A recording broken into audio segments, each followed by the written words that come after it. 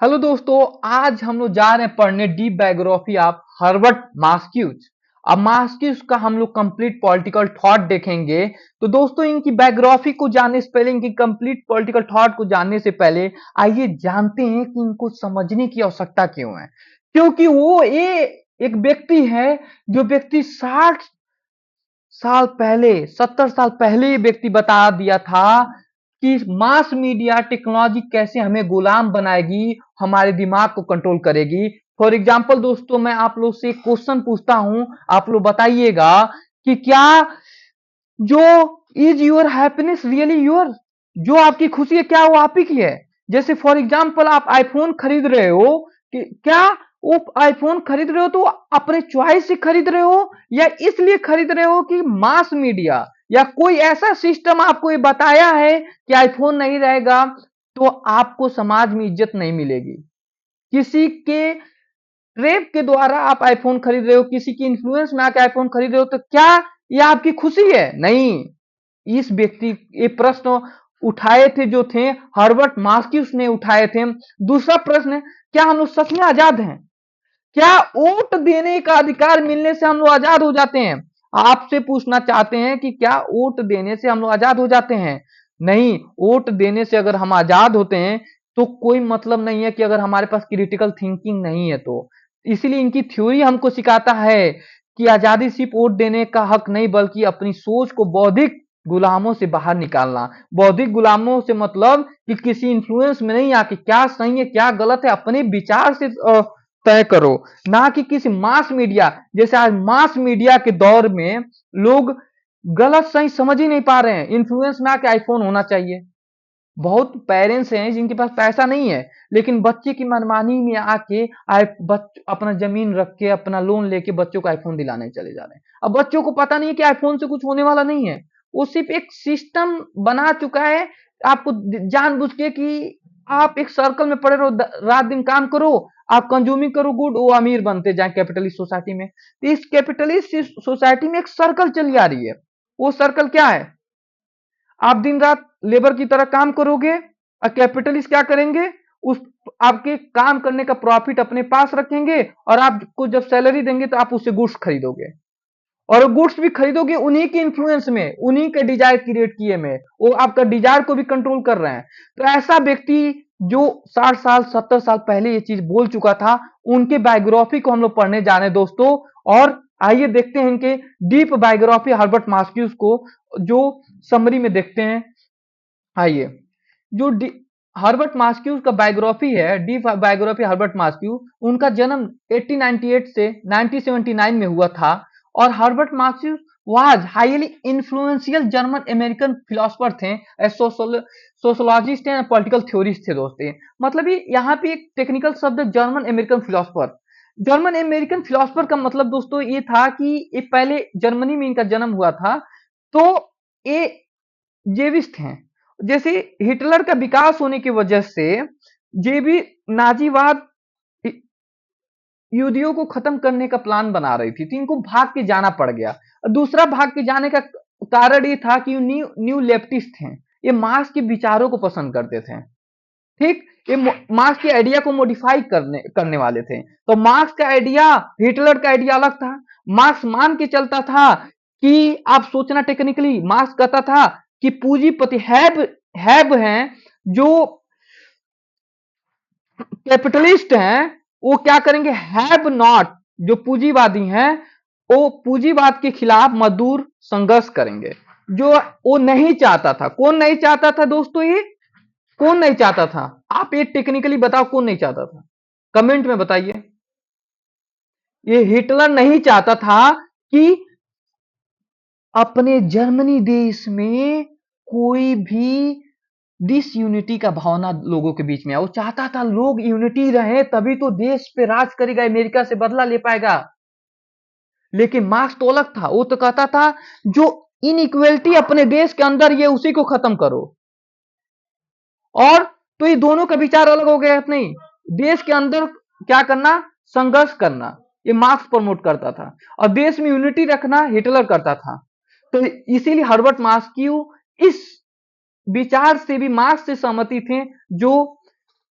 Hitler के विचारधारा से विपरीत था, यूनिटी चाहता था जो, और ये चाहते थे, आंदोलन चाहते थे कि समाज में इक्वलिटी आ सके अपने देश के अंदर ही। इसीलिए इनको जर्मन अमेरिकन फिलोसफर कहा जाता है। यही दो रीजन था कि इनको जर्मनी से अमेरिका जाना पड़ा। दोस्तों अब इनका ऊपर ऊपर से बायोग्राफी देखेंगे, सिर्फ क्योंकि पेपर में उतना बायोग्राफी लिखने के लिए आता तो है नहीं, नेट जीआरएफ में एमसीक्यू क्वेश्चन आता है, तो दोस्तों देखने की कोशिश करेंगे। Early life and the first first world war. ये इनका जन्म जो है दोस्तों बोर्न इन बर्लिन हुआ था, जर्मनी में, टू प्रोस्पेरस जेविस फैमिली में हुआ था। ये यहूदी थे जो हम आगे बता चुके हैं। He serve in Germany army during the world war first and जो वर्ल्ड वार फर्स्ट का एक्सपीरियंस था that disgusted him with the war and spark his life long interest in socially anti capital block. मतलब यही experience दोस्तों जो world war first में जो इन्होंने वार के साथ देखा, उनको वार से नफरत हो गया और इन्होंने वार को त्याग दिया, और साथ में इनको एंटी कैपिटलिस्ट पॉलिटिक्स का समझ आया और इन्होंने सोशलिस्ट को एडॉप्ट किया। अब बात करते हैं दोस्तों इनकी आगे की journey, academic journey. He completed his PhD in literature in 1922। इसको आप लोग याद करिएगा क्योंकि ये पूछ सकता है नेट में। And later return to study philosophy under the famous philosopher Martin Heidegger. बाद में फिलोसफी जो है उन्होंने पढ़ाई किया मार्टिन हिडगर के अंदर, प्रोफेसर मार्टिन हिडगर के अंदर। हाइवर फिर भी rise of Adolf Hitler Nazi party force him to flee Germany because he was Jewish and Marxist. Marxist जो ऊपर हम बात कर चुके हैं, मार्क्सिस्ट और जेविश होने की वजह से इनको नाजी पार्टी के से इनका जान का खतरा था, जिसको इनको छोड़ के जाना पड़ गया। कहां जाना पड़ा? अमेरिका जाना पड़ा दोस्तों। और क्यों? क्योंकि जेविश थे और दूसरा मार्क्सिस्ट थे। मार्क्सिस्ट जो है अपने देश के अंदर इक्वलिटी चाहता था, हैव नॉट के द्वारा स्ट्रगल करवा के हैव नॉट को जिताना चाहता था, समाज में इक्वलिटी आए, जो हिटलर बिल्कुल नहीं चाहता था। हिटलर चाहता था समाज में यूनिटी रहे, कोई वार ना हो, वार हो तो दूसरे देश से हो, कोई आंदोलन देश के अंदर ना हो, एकता बनी रहे, जो विरोध था। तो इन दो फिलॉसफी की वजह से इनको हर्बर्ट मार्क्स को अमेरिका जाना पड़ेगा दोस्तों। सेकंड विचार देखेंगे, move to America. He move to USA in 1934 and join the institution of social research and during the WW second in surprising twists he worked for USA government which later became the CIA as a intelligence analyst to help defeat Nazi Germany। मतलब दोस्तों ये USA government के लिए भी काम किए, यहाँ पे ज्यादा मैटर नहीं है, मैटर यह है कि इन्होंने यूएसए कब गया और यूएसए गवर्नमेंट के लिए काम किया, और नाजी पार्टी के डिफीट में इन्होंने बहुत ज्यादा यूएसए गवर्नमेंट को हेल्प किया दोस्तों।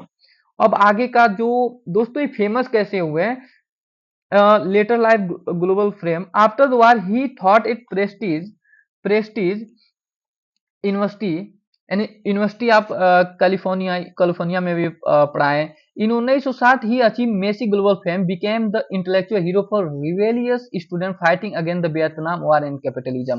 कैपिटलिस्ट मतलब यूएसए और वियतनाम वार में हो रहा था वार, तो इसका इन्होंने विरोध किया और स्टूडेंट को मोटिवेट किया कि आप लोग इस वार का विरोध करो। तो इसी वार में बहुत सारे स्टूडेंट इनकी बातों को मान के वार में कूद पड़े, और इसी से न्यूज़पेपर वाले ने इनको क्या किया, इनको उपाधि दी फादर ऑफ न्यू लेफ्टिस्ट। आगे देखते हैं दोस्तों, his core aim intellectual foundation. दोस्तों ये चीज समझने वाली चीज है कि कोई भी व्यक्ति, चाहे आप ही हैं, आप पढ़ने आए तो कुछ तो एम होगा, नेट में कुछ फायदा मिले या एमए के सिलेबस में आपको कुछ फायदा मिले, तो कुछ एम होता है तभी आदमी कोई करता है, बिना एम का कुछ नहीं होता है। तो इतना सारा इन्होंने थ्योरी दिया तो कुछ इनका एम होगा। तो इनका अल्टीमेट एम जो था to achieve true human emancipation, absolute freedom, मतलब इंसान को दिला सके फ्रीडम जो कैपिटलिस्ट में नहीं मिलता है, एब्सोल्यूट फ्रीडम। क्यों? देखिए आगे दोस्तों, Marcuse want to figure out how modern advance industry society both capitalist USA and communist USA are substantially control brainwash human being. His goal was to find a way for human to break free and create society based on joy, creative and true liberty rather than just endless work and stress and consumerism। मतलब कि Marxist want करना चाहते थे कि modern advance society जो capitalist है, USA है, communist USSR है, इंसान का ब्रेन वॉश कर रहा है और उस ब्रेन वॉश को उनको गुलाम बना के रख रहा है, जो हम आगे बताऊंगा दोस्तों। तो चाहते थे इस गुलामी से हट जाए, इंसान क्रिटिकल थिंकिंग रखे और ऐसा समाज का निर्माण करना चाहते थे जो वो समाज किसके बेस पे होना चाहिए, जॉय के आधार पे होना चाहिए, क्रिएटिविटी होनी चाहिए, ट्रू लिबर्टी के आधार पे होना चाहिए, जो कैपिटलिस्ट सोसाइटी में नहीं था। कैपिटलिस्ट सोसाइटी में क्या चल रहा था दोस्तों, इंडलेस वर्क था, स्ट्रेस था, कंज्यूमरिज्म था, इंडलेस वर्क था, स्ट्रेस था। इस स्ट्रेस को लोगों के जीवन से हटाना चाहते थे, इस गुलामी से लोगों को हटाना चाहते थे। इंसान को पॉलिटिकल राइट के अलावा उनको बताना चाहते थे स्वतंत्रता विचार का क्या रोल निभाता है, आपकी चॉइस क्या रोल निभाती है आपके जीवन में, इसको बताना चाहते थे। इनका मेन एम था इंसान को एब्सोल्यूट फ्रीडम करना, चॉइस से भी, फिजिकली भी, मेंटलिटी भी, और ऐसी सोसाइटी का रचना करना जहां क्रिएटिविटी हो, ट्रू लिबर्टी हो और स्ट्रेस ना हो, कंज्यूमरिज्म ना हो। जो कंज्यूमरिज्म, स्ट्रेस और इंडलेस वर्क किसमें पाया जाता है, जो आज भी एडवांस कैपिटलिस्ट सोसाइटी में पाया जाता है, और इसी को दूर करना चाहते थे दोस्तों। तो दोस्तों बेसिकली आज हम जानेंगे कि बीच स्कूल डिड ही बिलोंग, मतलब इन किस स्कूल से बिलोंग करते थे दोस्तों। तो ये जो है फ्रैंकफर्ट स्कूल से बिलोंग करते थे, और he also known as a creator of the critical theory. इनको माना जाता है क्रिएटर ऑफ क्रिटिकल थ्योरी। और क्रिटिकल थ्योरी क्या है कि समाज सिस्टम जो आपके साथ गलत कर रही है उसको एक्सेप्ट करते हो तो आप क्रिटिकल नहीं हो, उस सिस्टम का आलोचना करना, क्या सही है बताना। जैसे सिस्टम जो कैपिटल सोसाइटी में फॉल्स नीड पैदा करती है, आपको आईफोन ले लो, एडवर्टाइजमेंट द्वारा आप आईफोन खरीद रहे हो, तो वहां पे आपका इंडिपेंडेंट चॉइस नहीं रहा, आपका बिल नहीं रहा। तो ये बताता है क्या सही है क्या गलत, इन्होंने बताया कि सिस्टम गलत है, इसको विरोध करो। इसीलिए इनको क्रिएटर ऑफ क्रिटिकल थ्योरी कहते हैं, क्या गलत है क्या सही है इसको बताना। इसलिए कहते हैं फ्रैंकफर्ट स्कूल से बिलोंग करते थे दोस्तों। तो फीचर क्या था फ्रैंकफर्ट स्कूल का जानते हैं दोस्तों। देखो फ्रैंकफर्ट स्कूल दोस्तों जो असली बात है, दे वेयर न्यू मार्क्सिस्ट, मतलब इसको न्यू मार्क्सिस्ट कहा जाता है, मतलब मॉडिफाई किया है मार्क्सिस्ट थॉट में। मतलब मार्क्सिस्ट जो था उस थॉट को मॉडिफाई करना, मतलब मार्क्सिस्ट जो पुराने थे, यहाँ देखिए दोस्तों, ट्रेडिशनल मार्क्सिस्ट जैसे मार्क्स हो गए, Lenin who, believe the economics factory condition control everything. Frankfurt school believe that in the modern time cultural mass media psychology technology are the main tool used by ruling class to dominate people. They believe science was being used to enslave the human not free them. मतलब दोस्तों यहाँ समझने की कोशिश करना, जो feature of Frankfurt school क्या है कि दो लाइन में समझो कि जो मेन बिलीव था क्लासिकल या मार्क्स स्कूल ऑफ थॉट का, वो मानता था इकोनॉमिक्स फैक्टर दोस्तों वो डिसाइड करता है। क्या डिसाइड करता है कि गवर्नमेंट कैसी होगी, सोसाइटी कैसी होगी, सारी चीज को इकोनॉमिक फैक्टर डिसाइड करता है, बेस करता है। लेकिन इन्होंने बोला नहीं दोस्त, cultural mass media psychology technology decide करता है कि ruling power, ruling class, people के इसके through cultural mass media psychology technology का यूज करके, इस टूल का यूज करके रूलिंग क्लास हमेशा पावर में रहता है, लोगों को मैनिपुलेट करता है दोस्तों इनके अनुसार। फॉर एग्जांपल दोस्तों आज समय में इनका कितना रिलेवेंट थ्योरी है, सोचिए इस चीज को। आज भी मुकेश अंबानी, अडानी, मोदी जी मास मीडिया का यूज करते हैं और अपना छवि अच्छा बनाते हैं, अपने प्रोडक्ट को बेचते हैं। तो सोचिए हम लोग का इंडिपेंडेंट थिंकिंग कहाँ रहा है। और इस इंडिपेंडेंट थिंकिंग के बारे में जो कल्चर मास मीडिया हमको लूटेगी, इस समय हम लोग को लूट रही है, हम लोग के कंट्रोल कर रही है, हम लोग को गुलाम बना रही है इनडायरेक्टली, वो पहले व्यक्ति बात कर चुका था 60-70 साल पहले, जो आज प्रैक्टिकली कितने एडवांस राइटर थे, सोचने वाली बात है। आगे देखते हैं दोस्तों, और इनके अनुसार they believe science was being used to enslave human not free them. मतलब कैपिटलिस्ट सोसाइटी में साइंस का यूज किया जाता है गुलाम बनाने के ह्यूमन को, ना कि फ्री देम के लिए, जो गलत है दोस्तों। तो आप समझ गए यहाँ पे कि फ्रैंकफर्ट स्कूल अलग है क्योंकि कल्चरल मास मीडिया टेक्नोलॉजी की बात करता है, इसका यूज करके रूलिंग क्लास डोमिनेट करते हैं, ना कि ओनली इकोनॉमिक्स फैक्टर रोल करता है कि रूलिंग क्लास कितने दिन पावर में रहेंगे, लॉ ऑर्डर को। तो culture mass media psychology technology main role निभाता है, जो यही डिफरेंस है क्लासिकल मार्क्सिस्ट में और फ्रैंकफर्ट स्कूल या न्यू मार्क्सिस्ट में। दोस्तों अब आगे देखते हैं। जैसे दोस्तों एक चीज आप समझिएगा, कोई भी चीज होता है तो आप ही हैं, तो कोई भी चीज हो तो उसमें अगल बगल से इन्फ्लुएंस जरूर होते हैं। तो इनका जो थॉट आया है तो कुछ तो रोल निभाया होगा जिससे इन्फ्लुएंस होकर ये थ्योरी दिए हो, ऐसा क्या गलतियां थी या क्या ऑब्जर्व किए जिससे ये थ्योरी दिए हैं। आगे देखते हैं दोस्तों, आइए देखते हैं factor for his thought formulation दोस्तों। तो why did Marcuse think the way he did, his theory we are shaped by four major historical factor, मतलब चार मेजर फैक्टर जो निभाया था रोल इनके थ्योरी को डेवलप करने में, और इनका आगे हम बात करेंगे इनके थ्योरी के बारे में दोस्तों।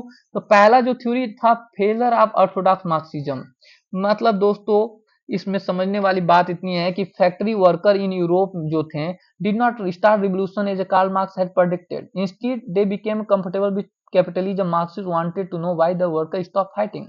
मतलब समझना दोस्तों, फेलर ऑफ ऑर्थोडॉक्स मार्क्सिज्म मतलब क्या है। मार्क्स ने कहा था कि यूरोप में इंडस्ट्री वर्कर जो हैं वो प्रोटेस्ट करेंगे, क्रांति लाएंगे, जो नहीं आया। और क्यों नहीं आया, क्योंकि वहां पे उनको अच्छा बेज मिलने लगा, अच्छा सुविधा मिलने लगा। तो वो मार्क्स जानना चाहते हैं कि मार्क्स क्यों फेल हो रहा है और क्यों वर्कर स्टॉप कर दिए फाइट करना। इसको जानने के लिए इन्होंने सर्च करने लगे। आगे देखते हैं दूसरा रीजन क्या बना इनका थ्योरी डेवलप करने में, राइज ऑफ फासिज्म। मतलब ये व्यक्ति इस फेलर ऑफ ऑर्थोडॉक्स मार्क्सिज्म जो फेल हो रहा था उसको मॉडिफाई करके मार्क्स थ्योरी को में मॉडिफाई करके उसको अच्छा बनाना चाहते थे। जैसे देखिएगा इन्होंने इंडस्ट्री वर्कर प्रोटेस्ट करेंगे उसको हटा दिए, क्योंकि इंडस्ट्री वर्कर अब गुलाम बन चुका है कैपिटलिस्ट का, उसको ज्यादा पैसा मिल रहा है, लग्जरी लाइफ में खुश है। तो किसकी बात करने लगे, अब जो ये अल्बर्ट मार्क्स बोलने लगे फॉर एग्जांपल कि अब जो वार लड़ेगा स्टूडेंट करेंगे, मार्जिनल वर्कर करेंगे, क्योंकि स्टूडेंट वोमेन मार्जिनल सेक्शन हमेशा गवर्नमेंट से दुखी होगी और कैपिटलिस्ट से दुखी होगी, वो प्रोटेस्ट करेंगे।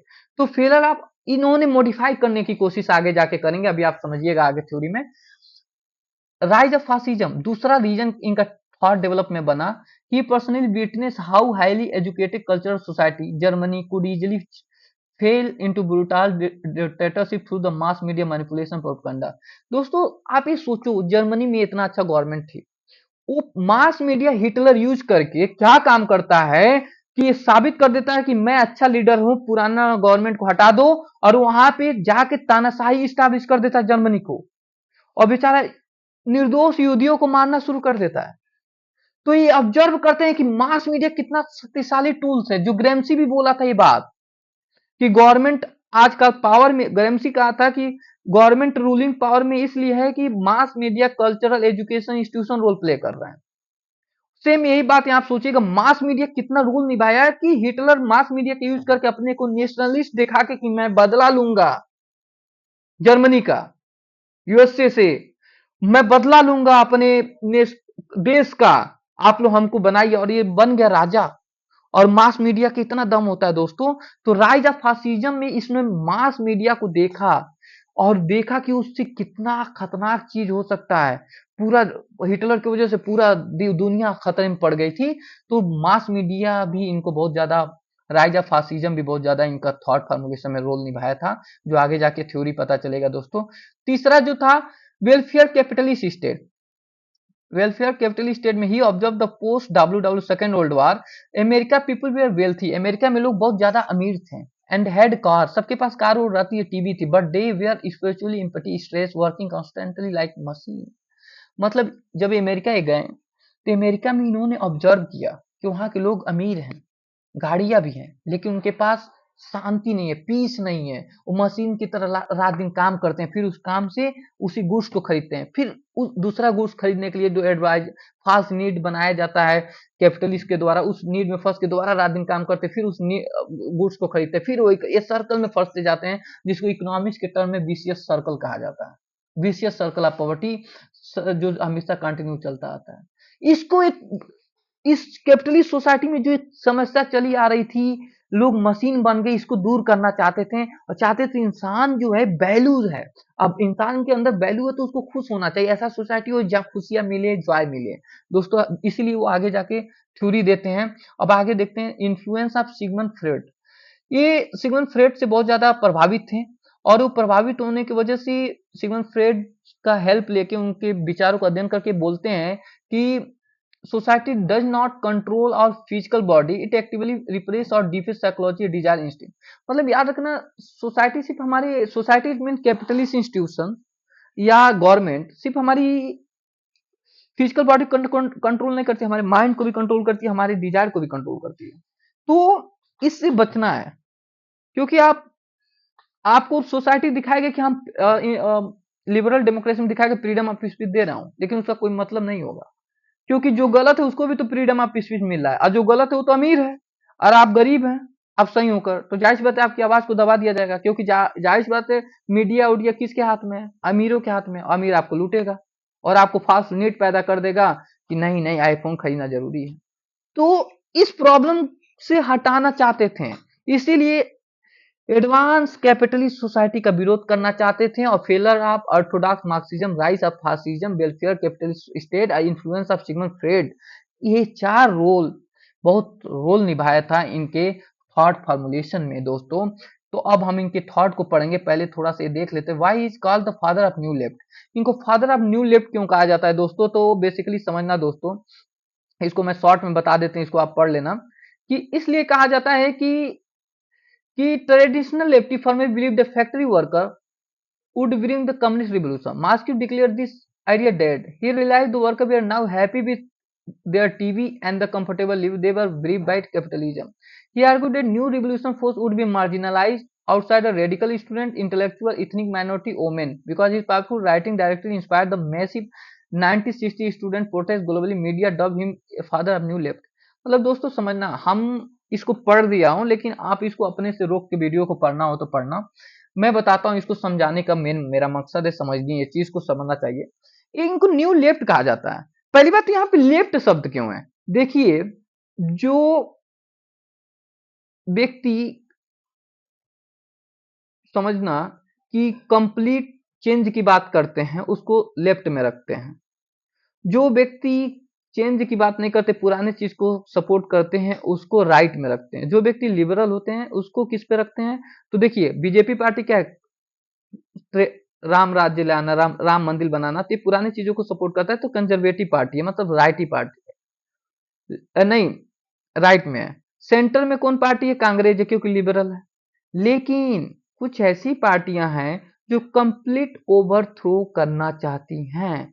तो मार्क्स जो है कंप्लीट ओवरथ्रो करना चाह रहा था, और मार्क्स को ही कहा जाता है लेफ्टिस्ट। और उन्हीं मार्क्स में जब उनका थ्योरी फेल हुआ, तो न्यू लेफ्टिस्ट, मतलब उनका जो कहता था इकोनॉमिक सब कुछ डिसाइड करते हैं, फैक्ट्री वर्कर रिवोल्यूशन लाएंगे, जो नहीं हुआ। जो समाज आगे बढ़ चुकी थी उनका, और इनका मार्क्स का प्रेडिक्शन गलत हो गया कि फैक्ट्री वर्कर रिवोल्यूशन नहीं लाते हैं। तब ये व्यक्ति आते हैं, हर्बर्ट मार्क्यूस, ये कहते हैं कि नहीं, marginal outsider, radical student, intellectual, ethnic minority, women, अब वो रिवोल्यूशन लाएंगे, ना कि फैक्ट्री वर्कर लाएंगे। क्योंकि फैक्ट्री वर्कर को अच्छा कंडीशन मिल रहा है, वो आईफोन में खुश हैं, लग्जरी लाइफ में खुश हैं, उनको कोई क्रिटिकल थिंकिंग की जरूरत नहीं है। तो अब रिवोल्यूशन कौन लाएगा? Marginal outsider, radical student, intellectual, ethnic minority. इसीलिए इनको न्यू लेफ्टिस्ट कहते हैं, जो अपडेट मॉडिफाई कर दिए थे मार्क्स के थ्योरी में, और ये बोले थे marginal outsider, radical student, intellectual अब रिवोल्यूशन लाने का काम करेंगे इंस्टीड ऑफ फैक्ट्री वर्कर। क्योंकि ठीक, और इसी अपने सिद्धांत की वजह से दोस्तों इन्होंने 1960 में जो वियतनाम कैपिटलिस्ट मूवमेंट चल रहा था, इसमें स्टूडेंट को बहुत ज्यादा मोटिवेट किए लोग गवर्नमेंट का विरोध करने के लिए, और स्टूडेंट बहुत ज्यादा धरना प्रदर्शन किए। इसीलिए उसी धरना प्रदर्शन में इनको कहा गया कि फादर ऑफ न्यू लेफ्टिस्ट, और ये बहुत ज्यादा फेमस हुए। तो दोस्तों अब बात करते हैं इनका फेमस बुक। जो देखो दोस्तों, ये करम से पूछ सकता है कि क्रॉनिकल ऑर्डर में बताइए कि इनका कौन सा बुक आया नेट में, अब पूछा है बहुत बार। तो दोस्तों आप समझने की कोशिश करिएगा कि 5 फेमस इनका बुक है, और भी बुक हैं, लेकिन मैं 5 फेमस बुक की बात करता हूँ। इनका पहला बुक है रीजन एंड द रिवोल्यूशन, 1941 में आया था। इस बुक में डिफेंड किए थे philosophy of Hegel again the claim that his idea lead to fascism. मतलब इसका मतलब क्या है? इस बुक रीजन एंड रिवोल्यूशन 1941 में बहुत सारे राइटर जो थे वो कहते थे हीगल का जो आइडिया था स्टेट को सुप्रीम होना चाहिए, गॉड का रिप्रेजेंटेटिव होता है, तो वही जन्म दिया हिटलर को, जो बहुत ज्यादा विनाश बना समाज के लिए। तो ये बोले नहीं, हीगल का आइडिया था, बहुत अच्छा आइडिया था वो, उनका आइडिया समाज को अच्छा बनाने का था। तो उस चीज का यहाँ पे हीगल को सपोर्ट किए हैं कि नहीं, हीगल का देन नहीं था हिटलर जैसे व्यक्ति का जन्म में। ईरर्स एंड सिविलाइजेशन की बात करते हैं। Brilliant combination of Karl Marx and the Sigmund Freud का argument that non repressive joyful society is possible. ये बताते हैं कि जॉयफुल सोसाइटी इस बुक में पॉसिबल है। ठीक, अब थर्ड बुक जो इनका है सोवियत मार्क्सिज्म, 1958 में लिखे थे। Hers critics of Soviet Union showing how it became brutal dictatorship instead of delivering Marxist freedom. मतलब समझिएगा दोस्तों, स्टालिन जब था सोवियत यूनियन में, वो बहुत ज्यादा सोवियत यूनियन को जो मार्क्स का प्रिंसिपल था कम्युनिस्ट का, इक्वेलिटी ऑफ इकोनॉमिक्स, वो नहीं रहा, बहुत ज्यादा करप्शन होने लगा था। तो इस चीज से परेशान हो चुके थे, तो ये क्रिटिसाइज किए हैं सोवियत यूनियन के बारे में। वन डायमेंशन मैन दोस्तों, ये इनका बहुत ज्यादा फेमस बुक है और इस बुक को बहुत बार पूछता है, तो इसको रट लीजिएगा। 1964 में आया था। His master class explain how modern capitalist society control people through the consumer goods and mass media. मतलब ये बात इस बुक में बताता है कि मास मीडिया का यूज करके मॉडर्न कैपिटलिस्ट सोसाइटी में कैसे पीपुल के दिमाग को, माइंड को, फिजिकल बॉडी को, सबको कंट्रोल किया जाता है, उनको गुलाम बना के रख दिया जाता है, जो आगे हम थ्योरी में बात करेंगे दोस्तों। एंड दोस्तों last book an essay on liberation, दोस्तों देखने की कोशिश करिएगा। Essay on liberation celebrate student revolt of 90 and call for complete rejection of capitalist culture. मतलब इस बुक में बताते हैं कि कैसे आप कैपिटलिस्ट सोसाइटी का कंप्लीट विरोध कर सकते हो और एक ऐसी सोसाइटी का रचना कर सकते हो जहाँ जॉय हो और लोगों का क्रिटिकल थिंकिंग हो, ना कि लोग वहां पे मशीन की जैसे बन के रह जाएं। तो दोस्तों जैसे हम बेसिक बैकग्राउंड इनके जीवन परिचय का, इनके बुक के बारे में सन के साथ देख चुके हैं, अब दोस्तों हम बेसिकली देखने जा रहे हैं कंप्लीट पॉलिटिकल थ्योरी। इनका जो मेन थ्योरी था पॉलिटिकल थ्योरी, उसको देखने जा रहे हैं दोस्तों। तो इसको देखने दोस्तों, एक चीज मैं शुरू करने से पहले एक चीज बता दूंगा। जैसे यहाँ पे 5 मेरिट है, 5 डिमेरिट है, इसको मैं पढ़ाऊंगा नहीं, इसको मैं लिखवा दिया, इसको आप पढ़िए तो इसको नोट कर लीजिएगा। मैं सिर्फ इसको एक डिमेरिट को बता दूंगा इसको, क्योंकि ये समझने वाला चीज है, लंबा वीडियो मुझे नहीं बनाना है, तो इसको मैं बता दूंगा, आप इस डिमेरिट मेरिट को समझ लीजिएगा। लेकिन मैं सिर्फ इस थ्योरी को समझाऊंगा और इसका एक मेरिट या डिमेरिट बता दूंगा। तो दोस्तों इनका जो सब, आइए जानते हैं कि इनका फेमस थ्योरिया क्या है। ऊपर हम लोग समझ चुके हैं कि इनका थॉट फॉर्मुलेशन का रीजन क्या था। तो दोस्तों इनका सबसे प्यारा कॉन्सेप्ट था वन डायमेंशन मैन, और इसका ये बुक कब लिखे थे दोस्तों? वन डायमेंशन मैन 1964 में लिखे थे, याद कर लीजिए, नेट में आएगा। तो दोस्तों इसको देखिए, वन डायमेंशन मैन मतलब क्या होता है? In advance capitalist society people lose their ability to think critically, oppose government. मतलब इन एडवांस कैपिटलिस्ट सोसाइटी में पीपुल लूज कर रहा है देयर एबिलिटी, मतलब पीपुल के पास एबिलिटी नहीं बच रही है कि वो क्रिटिकल थिंकिंग रख सके, क्या गलत है क्या सही, और गवर्नमेंट का अपोज कर सके। Imaging a different way of life, मतलब एक वर्कर से अलावा कोई डिफरेंट वे ऑफ लाइफ सोच सके। ठीक, they became one dimensional, focus entirely on the consumer good making money. मतलब दोस्तों इनका मतलब क्या है कि एडवांस कैपिटलिस्ट सोसाइटी में, यहाँ पे समझना कि वन डायमेंशन का मतलब क्या है दोस्तों एडवांस कैपिटलिस्ट सोसाइटी में, कि सारा इंसान जो कैपिटलिस्ट सोसाइटी में वर्कर हैं वो एक जैसे बन गए हैं। उनका क्या काम है? कंज्यूमिंग गुड्स, गुड्स को खरीदना।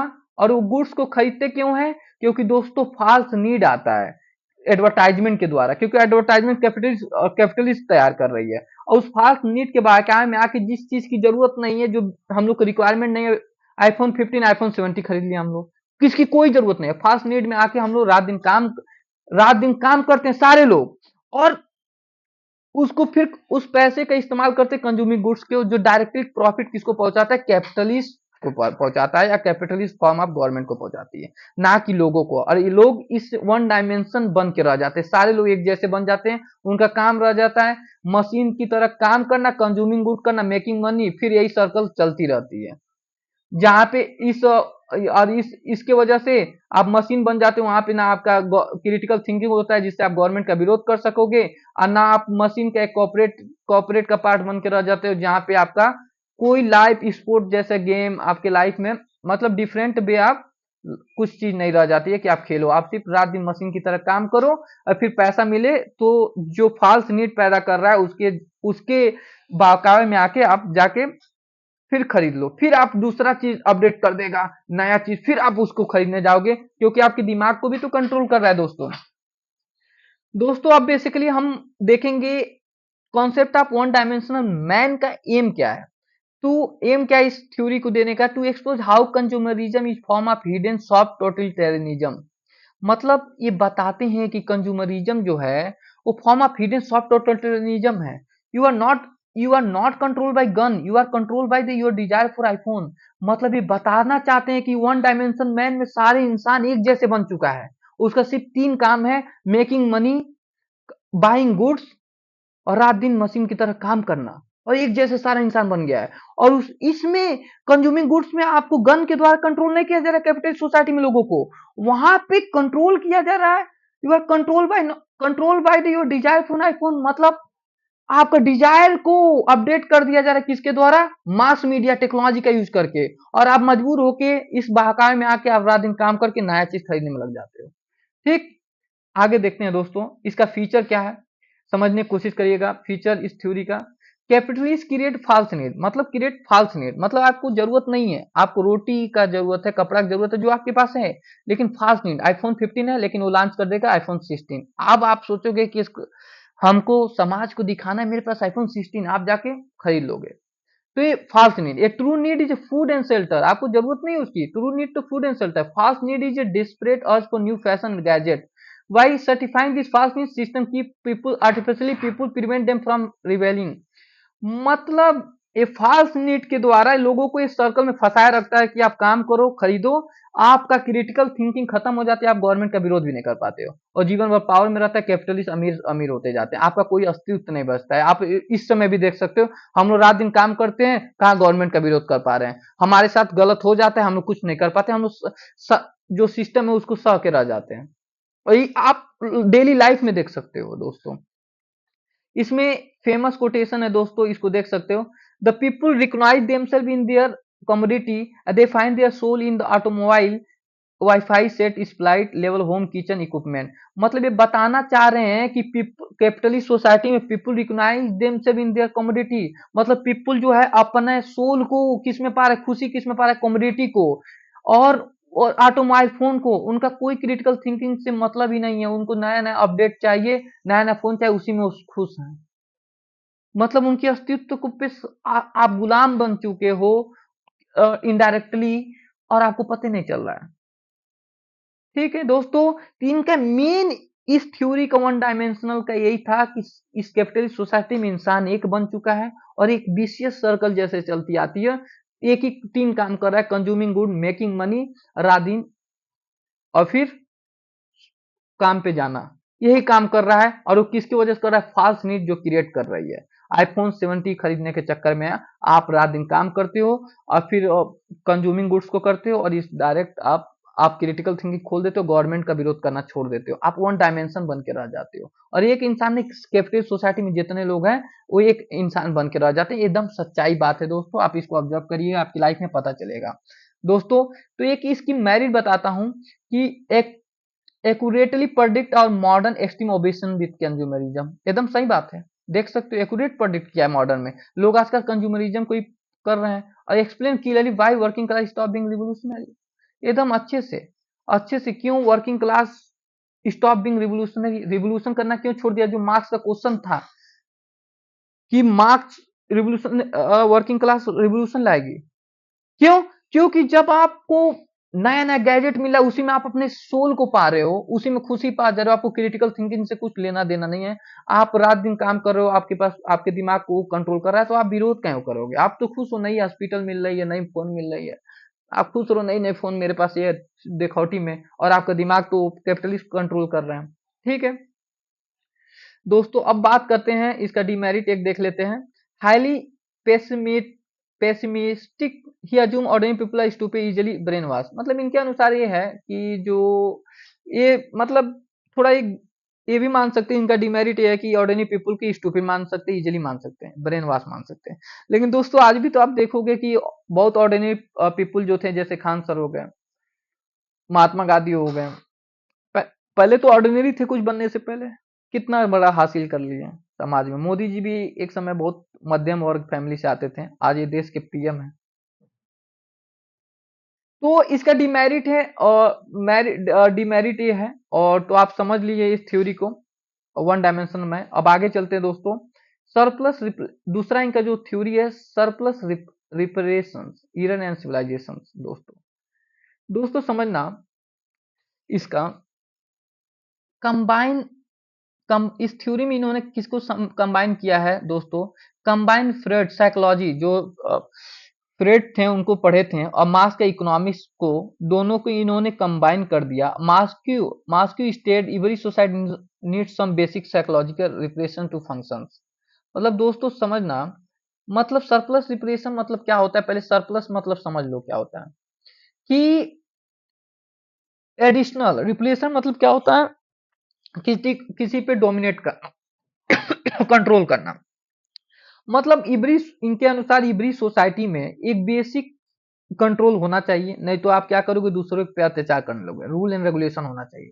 लेकिन कैपिटलिस्ट सोसाइटी में सरप्लस रिप्लेशन है, बेसिक नहीं, extra unnecessary psychological control just to force people to work endless to generate corporate profit. मतलब कैपिटलिस्ट में बेसिक नहीं है कि लॉ ऑर्डर मेंटेन रहे। कैपिटलिस्ट क्या करता है? सरप्लस रिप्रेशन पैदा करता है, जहां अननेसेसरी साइकोलॉजिकल कंट्रोल करता है और फोर्स करता है पीपुल वर्क करे इंडलेस, रात दिन काम करे टू जनरेट कॉर्पोरेट प्रॉफिट करे।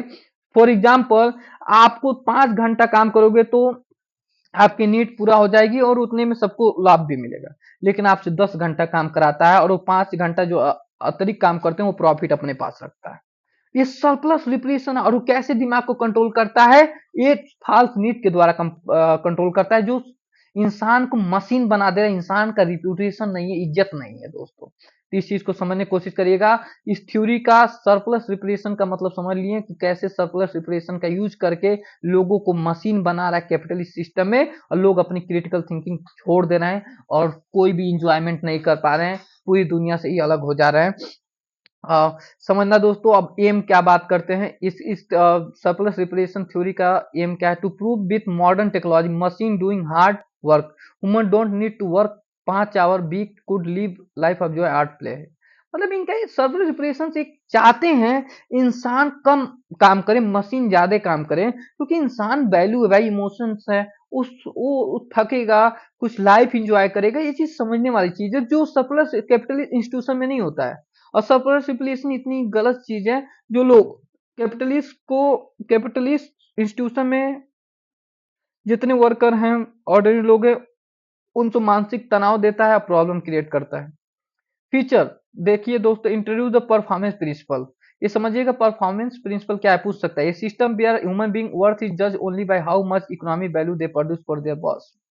मतलब ये सरप्लस रिप्लेशन या कैपिटलिस्ट सिस्टम में आपका वैल्यू आपका तब होता है, आप उससे कंपेयर किया जाता है कितना बॉस के लिए पैदा किए, कितना प्रॉफिट जनरेट कर रहे हो अपने कैपिटलिस्ट ऑनर के लिए। आप नहीं करते हो तो आप उसकी नजर में कुछ नहीं। इंट्रोड्यूस द परफॉर्मेंस प्रिंसिपल है, ये जो सारा सब गलत है। और एक फेमस कोटेशन है, conflict between sexuality and civilisation unfold with development of domination. Domination की वजह से इस कॉन्फ्लिक्ट आता है कामसूत्रा और एक सभ्य सिविलाइजेशन के बीच में। और ये चीज समझना दोस्तों। तो यहाँ पे थोड़ा सा हम लोग, जो सारा सरप्लस रिप्लेशन जरूरी नहीं है। ये सरप्लस रिप्लेशन लोगों को मानसिक परेशान करता है, मशीन बनाता है, और इसका ये विरोध करते हैं। ठीक है दोस्तों, आप आगे देखिएगा। यहाँ पे एक मैरिट देख लेते हैं, एक डिमेरिट देख लेते हैं, और आपको देखना होगा तो यहाँ पे है दोस्तों, आप देख सकते हैं वीडियो को रोक के। Brilliant connect the human psychology with the political economics. मतलब ये कितने अच्छे हैं, इन्होंने ब्रिलियंट कनेक्ट किया ह्यूमन साइकोलॉजी को, मतलब साइकोलॉजी इंसान को मानसिक तनाव मिलना, और पॉलिटिकल इकोनॉमिक्स को। और सेकंड देखिए, challenge modern hostel culture and glorification of over working. मतलब देखो कितना अच्छा है। और इस थ्योरी के द्वारा promote human happiness, art, creativity as ultimate goal of life. ये क्रिएटिविटी को प्रमोट करते हैं। मतलब आप जब सरप्लस प्रिपरेशन नहीं देगा, 5 घंटा काम करोगे तो 2-3 घंटा कुछ अच्छा चीज सोचोगे, तो ये प्रमोट करते हैं, जो कैपिटल इंस्टीट्यूशन में पॉसिबल ही नहीं है। दोस्तों अब थोड़ा सा डीमेरिट देख लेते हैं इसका। Highly utopian, practically unrealistic. दोस्तों मतलब इन यूटोपियन है, प्रैक्टिकली अनरियलिस्टिक क्यों, देखिएगा यहाँ पे दोस्तों। A society based completely on play and error might class due to lack of discipline. ठीक है दोस्तों। तो दोस्तों बेसिकली ये डिमेरिट है, मेरिट है। लेकिन दोस्तों हमको भी लगता है कि ये बहुत सही बात बोलते हैं, बेसिक कंट्रोल होना चाहिए, सरप्लस कंट्रोल नहीं होना चाहिए। सरप्लस कंट्रोल करोगे तो इंसान है, इंसान इमोशनल, उसके अंदर वैल्यू है, सेंसिटिव इंसान होता है तो मशीन बन जाएगा, और उसके पास जो क्रिटिकल थिंकिंग वो भी खत्म हो जाएगा, और कोई मतलब नहीं निकलेगा। तो ये बहुत अच्छा आप चीज बोलते हैं, जो आज भी देखा जाता है, तो बहुत सारे न्यूज में आ रहा है, वीडियो वायरल हो रहा है कि कॉर्पोरेट वाले जितने वर्कर हैं वो छुट्टी नहीं मिलता, परेशान रहते हैं, रात दिन मशीन की तरह काम करते हैं, सिर्फ उनका दिखता है बाहर से कि बड़ा पैसा कमाते हैं, लेकिन ये प्रॉब्लम होती है। इंसान है तो उसको कुछ क्रिटिकल थिंकिंग होना चाहिए। ये बताते हैं कि कैपिटल सोसाइटी में ऐसा नहीं है, ये सरप्लस रिप्रेशन है जिसमें तनाव में लोग काम करते हैं, उनका कोई मतलब नहीं। आप इस चीज को समझ गए होंगे। अब बात आती है रिप्रेसिव टॉलरेंस की। दोस्तों बात करते हैं, इनका थर्ड थ्योरी है। अब समझने की कोशिश करिएगा दोस्तों। In capitalist democracy freedom of speech often is trap, मतलब ये बताना चाह रहे हैं कि समझिएगा दोस्तों, रिप्रेसिव मतलब क्या होता है, दमन करना, टॉलरेंस मतलब सहना, समझना दोस्तों। इन कैपिटलिस्ट डेमोक्रेसी में, मतलब कैपिटलिस्ट डेमोक्रेसी जैसे यूएसए जैसे सोसाइटी में, freedom of speech is often a trap, मतलब फ्रीडम ऑफ स्पीच ट्रेप है। आगे जानिएगा कैसे, एक जाल है। A system tolerate all opinion even radical ones, मतलब सिस्टम कैपिटलिस्ट में फ्रीडम ऑफ स्पीच जब सबको मिला है तो सबकी बात को टॉलरेट करता है, मतलब सुनता है। Because it make society look free, मतलब ये दिखाता है बाहरी बाहरी बाहर से अपने को दिखाता है कि सोसाइटी फ्री है, सबको बोलने का अधिकार है। by treating all idea equally and system neutralize the radical idea ensuring that nothing actually change। Neutral idea radical idea को भी वो इंश्योरिंग नॉथिंग एक्चुअली चेंज, मतलब गलत आइडिया को भी सही आइडिया को भी एक्सेप्ट कर लेता है, जिसकी वजह से कुछ चेंज नहीं होता है। दोस्तों समझने की कोशिश करना, ये कहना क्या चाहते हैं। रिप्रेसिव टॉलरेंस मतलब क्या हो गया कि कैपिटलिस्ट सोसाइटी में फ्रीडम ऑफ स्पीच तो दिया जाता है, लेकिन सबको दिया जाता है। और जाहिर सी बात है कि जब फ्रीडम ऑफ स्पीच आपको दिया जा रहा है, तो इसको फ्रीडम ऑफ स्पीच का आप मास मीडिया के यूज करके बोलोगे, तो मान लो कि कोई भी कोई गलत समाज में अमीर व्यक्ति के द्वारा हो रहा है, तो उसका विरोध करने जाओगे तो मास मीडिया का यूज करोगे। मास मीडिया किसके हाथ में है दोस्तों, किसके हाथ में है, सोचने वाली बात है, कैपिटलिस्ट के हाथ में है। और जब आपकी लड़ाई उसी जो गलत कर रहा है उस मास मीडिया का ऑनर उसी से होगा, तब तो आपकी बात रह जाएगी। तो ये बोलते हैं कि रिप्रेसिव टॉलरेंस बहुत गंदा है, सबकी बात को सुनना, जो गलत है उसकी बात को सुनना ही नहीं चाहिए। उसकी बात को, सिर्फ आप वो बात को सोचो जो समाज में चेंजिंग लाना चाहता है, जो समाज में सब फ्रीडम ऑफ स्पीच सबको दे रहे हो, लेकिन फ्रीडम ऑफ स्पीच उसी का एक्सेप्ट करो जो सही हो। गलत फ्रीडम ऑफ स्पीच किसी इंसान का एक्सेप्ट मत करो, क्योंकि गलत सही जब आएगा आमने सामने तो गलत जीतेगा ना भाई, क्योंकि गलत के पास पावर है। कभी कमजोर व्यक्ति गलत थोड़े कर पाता है कम। तो देखो इस थ्योरी का एम क्या था, to show the pure blind tolerance actually protect the powerful suppress big, मतलब ये रिप्रेसिव टॉलरेंस जो है, ये इस थ्योरी के माध्यम से बताना चाहते हैं रिप्रेसिव टॉलरेंस या फ्रीडम ऑफ स्पीच जो कैपिटलिस्ट सोसाइटी में मिलता है, ये ब्लाइंड टॉलरेंस सबको मिलता है, गलत मिलता है, सही को भी मिलता है, तो इसकी वजह से ये प्रोटेक्ट किसको करता है, पावरफुल को, और सप्रेस करता है वीक को, मतलब एक वीक के खिलाफ ही है, कमजोर व्यक्ति का हक नहीं है। आज भी आप सोच लो, क्या आपको, अब हम लोग गरीब हैं तो क्या हम लोग मुकेश अंबानी के खिलाफ चले जाएंगे, ना आपको कोई मीडिया साथ देगी ना कोई देगी।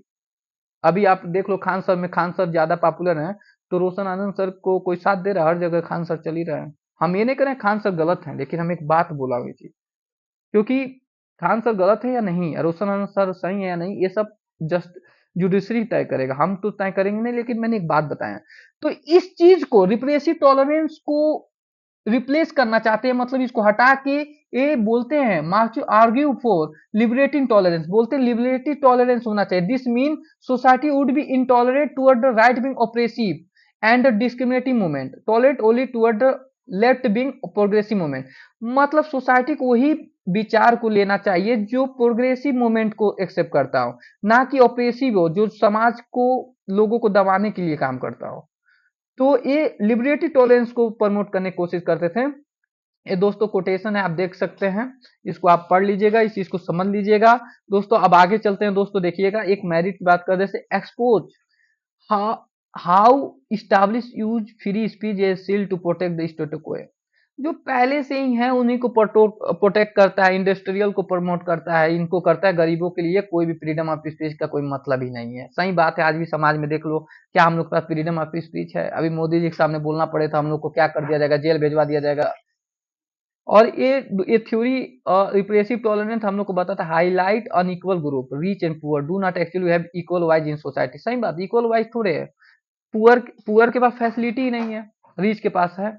लेकिन डिमेरिट इसका देख लेते हैं दोस्तों, आप इसका पॉइंट देख लेना। डिमेरिट क्या है? Highly controversial, it actually oppose the traditional democratic right of freedom of speech for all. मतलब ये गलत है, मतलब ये बोलते हैं लिबरेटरी टॉलरेंट, वही ओपिनियन को एक्सेप्ट करना चाहिए जो सही हो। मतलब सब ओपिनियन को नहीं, लेकिन traditional democratic right of freedom of speech सबको बोलता था, सबके पास होना चाहिए चाहे कुछ भी हो जाए। और इसको जॉन स्टुअर्ट मिल भी सपोर्ट करते थे। दोस्तों आगे चलते हैं। अब इनका लास्ट थ्योरी दोस्तों है दोस्तों ग्रेट रिफ्यूजल। और ग्रेट रिफ्यूजल को दोस्तों देखते हैं दोस्तों। ग्रेट रिफ्यूजल जो इनका थ्योरी है, इसका मतलब क्या है? Because capitalist system is so powerful and good at the observing opposition. मतलब कैपिटलिस्ट सिस्टम क्या है? मीडिया को भी कंट्रोल कर रहा है, टेक्नोलॉजी भी उसके पास है। तो क्या करता है, जो ओपोजिशन आता है या विरोध होता है उसको ऑब्जर्व कर लेता है, उसको खत्म कर देता है। Only way to fight back is great refusal. मतलब जैसे मार्क्स कहता है कि कम्युनिस्ट रिवोल्यूशन होगा, क्लास स्ट्रगल होगा, हैव और हैव नॉट के बीच में, ये बोलते ग्रेट रिफ्यूजल होगा। A complete absolute uncompromise rejection of the capitalist system its culture its rule. मतलब ये बोलते हैं कि ग्रेट रिफ्यूजल का मतलब क्या है, कि जैसे मार्क्स बोलता था कि कंप्लीट रिवोल्यूशन होगा, टोटल रिवोल्यूशन होगा, क्लास स्ट्रगल होगा। लेकिन ये बोलते हैं कि उसके जगह पे क्या बोलते हैं, ग्रेट रिफ्यूजल होगा। और उसमें जितना पूरे कल्चर को, इस रूल को, कैपिटलिस्ट का जो है इंस्टीट्यूशन का, उसको आपको विरोध कर देना है। और उसको कैपिटलिस्ट सिस्टम को टाटा बैक कर देना, उसके सारे इंस्टीट्यूशन को, उसके रूल को, रेगुलेशन को, उसको गुड्स को खरीदना, बेचना, मानना खत्म कर देना। और इसको कौन करेगा? वो तो करेंगे नहीं, ये इंडस्ट्री वर्कर तो करेंगे नहीं, क्योंकि पहले से इसके जाल में फंस चुके हैं। तो कौन करेगा? इस थ्योरी का एम क्या करे? To break the endless cycle of consuming, brain washing and conformative. मतलब इसका एम है कि जो सर्कल चला आ रहा है कंज्यूमरिंग का, रात दिन काम करने का, इंसान को जानवर बना दिया, मशीन की तरह बना दिया, उसको तोड़ के एक ऐसी सोसाइटी का रचना करना जहां जॉय हो, क्रिटिकल थिंकिंग हो। फीचर क्या है? It is artist cultural political rebellion. मतलब इस आर्टिस्ट भी है, कल्चरल भी है, political rebellion. It involve the saying massive no to red face military industrial complex fast need of society. मतलब इसको कह देना है कि फास्ट नीड ऑफ सोसाइटी को टाटा बाय कर देना है। और इट इज आर्टिस्ट है, कल्चरल पॉलिटिकल रिवेलियन है। और great refusal पोर्ट्रेस again which is, मतलब समझना ग्रेट रिफ्यूजल कौन करेगा? जो मार्क्स कहता इंडस्ट्री वर्कर करेंगे, ये कहता था कि ग्रेट रिफ्यूजल से सारे सिस्टम के जितने चीजें, कल्चरल प्रोडक्ट, सबको विरोध कर दो, उसको सपोर्ट मत करो, लॉ ऑर्डर को। ये कौन करेगा दोस्तों? ये गवर्नमेंट करेगा। कौन करेगा? गवर्नमेंट करेगा। गवर्नमेंट नहीं करेगा, सॉरी दोस्तों, थोड़ा सा मिस्टेक हो गया, मुंह से निकल गया है। ये कौन करेंगे? वर्कर करेंगे नहीं, स्टूडेंट करेंगे, मार्जिनल करेंगे, ओमेन करेंगे, जो मार्क्स से अलग बनाता है। इसीलिए इसको क्या कहते हैं? New father of new leftist, new Marxism कहते हैं। ये बोलते हैं ग्रेट रिफ्यूजल की बात करते हैं, वो टोटल रिवोल्यूशन की बात करता है। मतलब कि यहाँ पे ग्रेट रिफ्यूजल में women, marginal section of society और ये सब करेंगे, ना कि ये करेगा दोस्तों। अब इसको आगे दोस्तों हम लोग देखते हैं। ग्रेट रिफ्यूजल इज, इसमें कोटेशन है, great refusal is protest against that which is, मतलब ये कहते हैं इस प्रोटेस्ट अगेंस्ट विच, जो अभी है उसी के खिलाफ जो है ये प्रोटेस्ट है। और उसको ठीक, तो दोस्तों बेसिकली हम बात किए हैं कि दोस्तों हम बेसिकली बात की कि इनके थ्योरी को हम लोग देख लिए हैं, और इनके थ्योरी का मेरिट को इसको देख लेते हैं। Empower the marginal group to stand up to massive similarly unbeatable system. मतलब ये इंपावर करता है मार्जिनल सेक्शन को, वुमेन को, स्टूडेंट को, कि आप आवाज उठाओ, आप ही उठा के समाज में चेंजिंग ला सकते हो अन्याय के खिलाफ। डिमेरिट दोस्तों देख ले, it clearly tell us what to reject, not what to build up is place lack of blueprint. मतलब क्या रिजेक्ट करना है, क्या खत्म करना है, मतलब कैपिटलिस्ट सिस्टम खत्म करना है, उसकी जगह पे क्या सेटअप करना है उसके बारे में नहीं बताया। और आप इसका डिमेरिट देख सकते हैं, नहीं बताया। तो दोस्तों ग्रेट रिफ्यूजल का मतलब यही है कि जो भी अन्याय किया है, इंडस्ट्री वर्कर नहीं विरोध करेंगे, लेकिन स्टूडेंट, वोमेन, मार्जिनल सेक्शंस ये रोड पे उतरे और ये सारे चीज जितने प्रोडक्ट है, कल्चर है, लॉ ऑर्डर है, ये कैपिटलिस्ट का विरोध कर दे। तो दोस्तों इनका बेसिकली यही थ्योरी है, और थ्योरी को आपको मैं कनेक्ट कर रहा हूं, समझने की कोशिश करिएगा कि कैपिटलिस्ट सोसाइटी में लोग वन डायमेंशनल मैन बन के रह जाते हैं।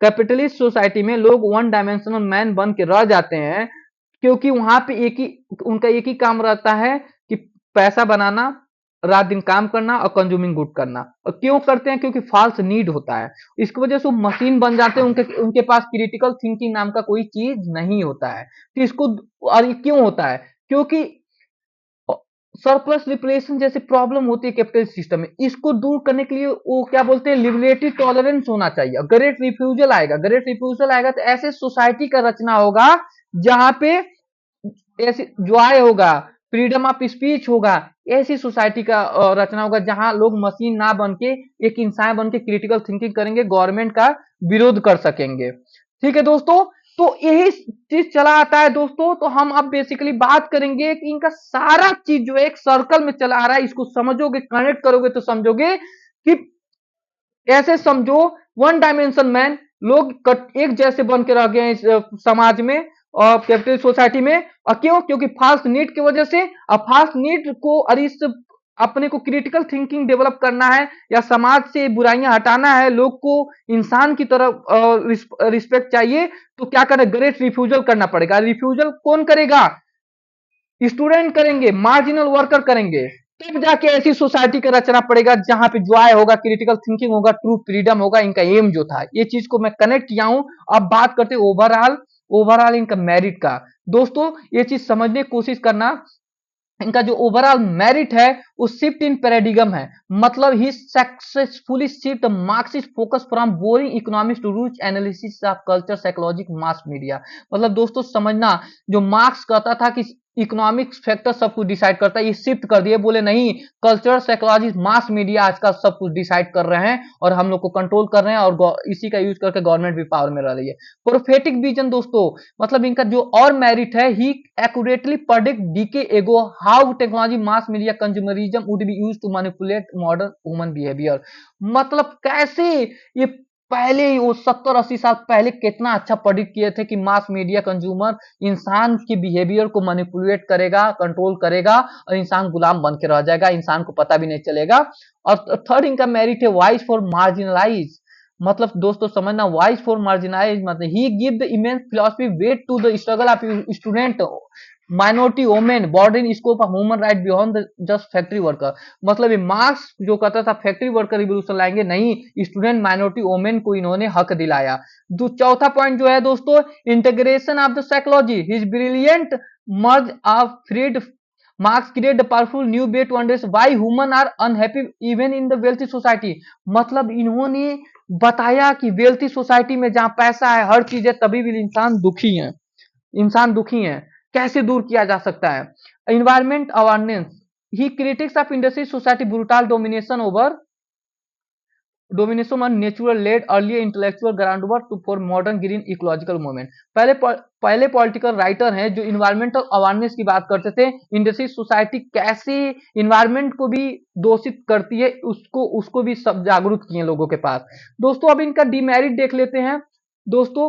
तो 5 इनका डिमेरिट देख लेते, pessimism and elitism, he often view as average citizen as a brain wash dupe of system which is arrogant ignore the human agency intelligence.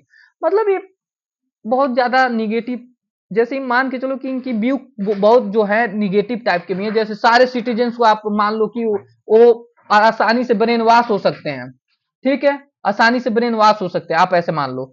जो ऐसा नहीं है, बहुत बहुत समाज में होते हैं जो बहुत क्रिटिकल थिंकिंग रखते हैं। दूसरा जो है लेक ऑफ इंस्टीट्यूशन फ्रेमवर्क, मतलब he was fantastic at criticizing the state but terribly at designing the new constitution legal system of practical government to replace it। मतलब इन्होंने विरोध करना तो बताया, लेकिन उसके जगह पे क्या स्थापना करना है वो नहीं बताया।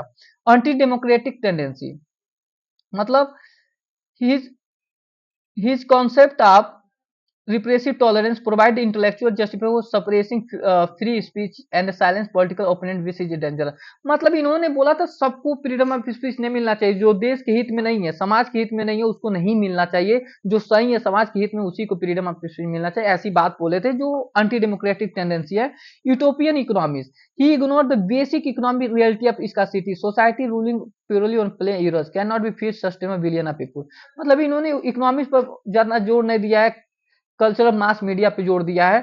और फेलर ऑफ न्यू लेफ्ट, मतलब देखिएगा दोस्तों इनका डिमेरिट क्या है। स्टूडेंट रिवोल्ट ही इंस्पायर इन 1960 जो इंस्पायर किए थे स्टूडेंट रिवोल्ट को वियतनाम में, ही इवेंचुअली फेड, मतलब वो मुरझा गया था। Away many of those rebel simply integrate back into capitalist system, he fade, मतलब जितने उनके साथी थे वो दोबारा कैपिटलिस्ट ब्लॉक को ज्वाइन कर लिए थे दोस्तों। अब बेसिकली बात करेंगे दोस्तों कि इनका ओवरऑल 5 अचीवमेंट क्या है पॉलिटिकल थ्योरी में, जो आज भी सबसे ज्यादा फेमस है। Founder of critical pedagogy, he idea heavily influence how university teacher sociology mass study cultural study globally today. मतलब इनका आइडिया जो था इंस्पायर इन्फ्लुएंस किया यूनिवर्सिटी को टीच करे सोशोलॉजी को, मास स्टडी को, कल्चरल स्टडी को, ग्लोबली टुडे को। और उनका दूसरा जो अचीवमेंट है इंस्पायर फॉर ग्लोबल मूवमेंट, मतलब he was directive philosophy engine behind history के मई 19 student revolt in France and the massive anti Vietnam war movement in Africa. America में फ्रांस में स्टूडेंट रिवोल्ट इन्होंने शुरू करवाया था दोस्तों, इंस्पायर फॉर ग्लोबल मूवमेंट के लिए काम किए थे। Redefining of freedom, he force political science to completely redefine freedom, मतलब इन्होंने फोर्स किया दोबारा कि रीडिफाइन करो फ्रीडम।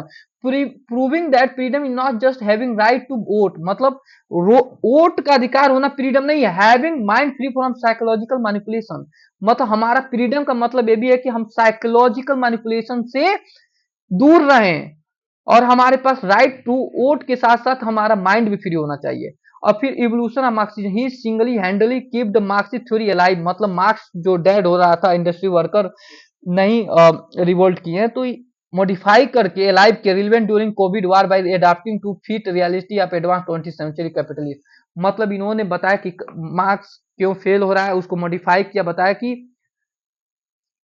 ये इंडस्ट्री वर्क का विरोध नहीं करेंगे क्योंकि वो एडाप्ट कर चुके हैं, वो खुश हैं, तो अब स्टूडेंट करेंगे, और इसलिए कल्चरल मास मीडिया का ज्यादा इन्फ्लुएंस की बात किए इकोनॉमिक फैक्टर के जगह पे। अब enduring legacy on left modern identity political media critics and focus on system hidden operation all their intellectual root directly back to mass writing. इन्होंने नया फाउंडेशन बना, इसीलिए इनको कहा जाता है फादर ऑफ न्यू लेफ्टिस्ट, और मॉडिफाई किए थे, और समाज में जो अन्याय हो रहा था उसको दूर करने की इन्होंने बात किया था दोस्तों। तो ये बेसिकली इनका 5 मेरिट डिमेरिट और अचीवमेंट की बात थी। अब मैं बात करता हूँ लास्ट में दोस्तों, ये लास्ट है, ये खत्म हो रहा है कि मैं आपको फ्लो चार्ट से एक बार लास्ट में रिवाइज कर देता हूँ आप लोगों ने क्या पढ़ा। जैसे देखना दोस्तों, the master flow chart connection of इस theory, all connected all theory into one logical sequence. पहला समझना प्रॉब्लम क्या है। एडवांस इंडस्ट्री सोसाइटी में capitalist use technology to create mass wealth, मतलब एडवांस प्रॉब्लम क्या है समझने की कोशिश करना। एडवांस में कैपिटलिस्ट क्या करता है, यूज करता है टेक्नोलॉजी मास बेल्ट जनरेट करे, और जो मास बेल्ट जनरेट करने के लिए कैपिटलिस्ट क्या करते हैं, क्रिएट ट्रैप यूजिंग करते हैं, जिसमें क्या हो सकता है, ट्रैप में क्या हो सकता है, लोगों को बेवकूफ बनाने के लिए false need a surplus replacer, people are manipulate to constantly buy thing they don't need, ठीक, फोर्स। पहला चीज फास्ट नीड पैटर्न, मतलब पीपल को मैनिपुलेट किया जाता है, तुम आईफोन 70 खरीदो फिर आईफोन 80 खरीदो। दूसरा जो दोस्तों है कि they do not need forcing them to over work crush their rule desire, मतलब दूसरा उनके सरप्लस रिप्लेशन, मतलब फॉल्स नीड सरप्लस रिप्लेशन का यूज करता है और लोगों को ट्रैप में बना देता है, लोगों को मशीन बना देता है, लोग उससे निकल नहीं पाते, उनका क्रिटिकल थिंकिंग भी खत्म हो जाती है। वो सिर्फ दो ही काम कर पाते हैं एडवांस इंडस्ट्रियल सोसाइटी में, कि मनी बनाते हैं, रात दिन काम करते हैं, और इससे और किसकी वजह से, फाल्स नीड और सरप्लस रिप्रेशन की वजह से। फाल्स नीड हमको जबरदस्ती कॉन्स्टेंटली बाई थिंग सिखाता है, सरप्लस रिप्रेशन रात दिन मशीन की तरह काम कराता है, जिससे हम लोग कुछ नया कर नहीं पाते हैं, इंसान की तरह जीवन नहीं जी पाते हैं कैपिटलिस्ट सोसाइटी में। तो ये ट्रैप क्या है, ट्रैप ये फाल्स नीड सरप्लस रिप्रेशन कैसा सोसाइटी बनाता है कैपिटलिस्ट सोसाइटी में। ये ट्रैप कैसा बन जाता है, वन डायमेंशन में, मतलब कैपिटलिस्ट सोसाइटी में लोग एक जैसे बन के रह जाते हैं, मतलब उनके पास अलग नहीं है, सब क्या है, human loss critical thinking, they became happy brain was slave to consumerism. मतलब एक जैसे बन जाते हैं, मनी बनाना है, रात दिन काम करना है, फिर कंज्यूमिंग गुड करना है, उनके पास कोई क्रिटिकल थिंकिंग, गवर्नमेंट का विरोध नहीं करेंगे। वो ट्रेप कैसा हो जाता है, वन डायमेंशन मैन, किसकी वजह से, फाल्स नीड सरप्लस रिप्रेशन की वजह से। क्यों? क्योंकि कैपिटलिस्ट क्या करते हैं, टेक्नोलॉजी का यूज करके, मास मीडिया का यूज करके प्रॉफिट जनरेट करना चाहती है। कैसे करेगी? क्योंकि इंसानों को फाल्स नीड सरप्लस रिप्रेशन के द्वारा माइंड को कंट्रोल करेगी, उनको एक डायमेंशन माइंड के रूप में कन्वर्ट कर देगी और आपको बेवकूफ बना के रात दिन काम करेगी। आपके पास कोई भी क्रिटिकल थिंकिंग, आप मशीन बन के रह जाओगे, इनके अनुसार, हार्वर्ड मास्क्यू के अनुसार। तो इस प्रॉब्लम से हटना कैसे है? तो देखना दोस्तों, ट्रेप दूसरा क्या, repressive tolerance, giving fake free speech. मतलब कैपिटल सोसाइटी में आपको खुश रखने के लिए फ्री फ्री फेक स्पीच भी दे रहा है, लेकिन कुछ चेंज नहीं होगा। क्यों नहीं चेंज होगा? That actually change nothing, protect rich. मतलब जब सबको दे रहा है, जो आपके साथ गलत कर रहा है उसके पास भी है, उसके पास पावर भी है, तो जाहिर सी बात आपका ओपिनियन जाएगा, उसका ओपिनियन जाएगा, तो वही जीतेगा। ठीक। तो जो एक प्रॉब्लम चली आ रही है कि एडवांस सोशल सोसाइटी में मास वेल्थ जनरेट करना है कैपिटलिस्ट को, और जिसको फास्ट नीड एंड सरप्लस रिप्लेशन जैसे ट्रेप यूज करके लोगों को वन डायमेंशन मैन का रूप दे देता है। लोग अपना क्रिटिकल थिंकिंग मशीन बन जाते हैं, और रिप्रेसिव टॉलरेंस देकर लोगों को उल्लू बनाता है। इस प्रॉब्लम से कैसे लोग हटेंगे? तो उसके लिए क्या करता है, सोल्यूशन बताता है marginal group, student, minority, women क्या करेंगे, using their ultimate weapon, great refusal, total uncompromised no to capitalist culture। मतलब डायरेक्ट पूरा विरोध कर देंगे। कौन करेगा? स्टूडेंट, माइनॉरिटी, वोमेन, और कर देंगे ग्रेट रिफ्यूजल किसका? पूरे कैपिटलिस्ट सिस्टम का। अब फिर जब कर देंगे तो क्या अचीव होगा? ह्यूमन इमेंसिपिएशन, टोटल फ्रीडम, जहां फ्री सोसाइटी को based on Joy, arts and true liberty होगी, ना कि, और यहाँ पे जाके लोग को पता चलेगा कि इंसान की अहमियत क्या होता है, क्रिटिकल थिंकिंग की अहमियत क्या होती है दोस्तों। तो मैं एक बार और आपको बोलना चाहूंगा दोस्तों, समझने की कोशिश करिएगा कि एडवांस कैपिटल सोसाइटी इस समाज में मास मीडिया टेक्नोलॉजी का यूज करके सच में, आप अपने आसपास देखिएगा, आपके माइंड को कंट्रोल कर रहा है। वो किसके द्वारा कर रहा है? फाल्स नीड के द्वारा। मोस्टली मिडिल समाज में आईफोन के चक्कर में, लग्जरी शौक के चक्कर में माँ बाप को बच्चे परेशान करते हैं, जो ये प्रॉब्लम है। और सरप्लस रिप्रेशन भी होता है। वर्क आज कॉर्पोरेशन में देखिए 18-18, 16-16, 14-14 घंटे काम करवाते हैं। तो false need surplus repression use करके एडवांस कैपिटलिस्ट सोसाइटी में सच में लोगों को वन डायमेंशन बना दिया जाता है। लोग एक जैसे बन के रह जाते हैं, उनके पास कोई अलग डिफरेंट नहीं होता, सिर्फ पैसा कमाते हैं, पैसा करते हैं। तो इनके अनुसार क्या है, इस प्रॉब्लम को दूर करना है। और इस प्रॉब्लम को दूर करने के लिए क्या करना है आपको? ग्रेट रिफ्यूजल करना है। लेकिन कार्ल मार्क्स कहता था ग्रेट रिफ्यूजल कौन करेगा? कार्ल मार्क्स कौन कहता था? इंडस्ट्री वर्कर करेंगे। लेकिन नहीं कर, इनके अनुसार इंडस्ट्री वर्कर नहीं करेगा, क्योंकि इंडस्ट्री वर्कर जो है पहले में से वो खुश हो चुका है बाई गुड्स एंड अपनी सोल को, खुशी को पा रहे मोबाइल में, लग्जरी गुड्स में। उसको विरोध करने की जरूरत नहीं, उसको क्रिटिकल थिंकिंग की जरूरत नहीं है। वोमेन करेंगी, और क्या नाम है, स्टूडेंट करेंगे, तब जाके एक सोसाइटी का रचना होगा जहां पे ये हो, जहां पे जॉय होगा, इंसान इंसान बनेंगे, खुशियां होंगी, टोटल फ्रीडम होंगी। तो दोस्तों बेसिकली यही हर्बर्ट मार्क्यूस का थ्योरी था, जो कितना सटीक है, कितना सटीक है कि सच में आज कल्चरल मीडिया यूज कर रही है। आप हर जगह देख सकते हो, मोदी जी को ही देख सकते हो, सब जगह देख सकते हो। हम लोग उतने जो सुनते हैं वही समझ पाते हैं। क्रिटिकल थिंकिंग नाम की कोई चीज नहीं है। तो ये क्रिटिकल थिंकिंग तभी होगी ना जब थोड़ा हम कल्चर मीडिया एडवर्टाइजमेंट से ऊपर सोचेंगे। तो कितना अच्छा थ्योरी था दोस्तों। तो दोस्तों हम कंप्लीट पॉलिटिकल थॉट हार्वर्ड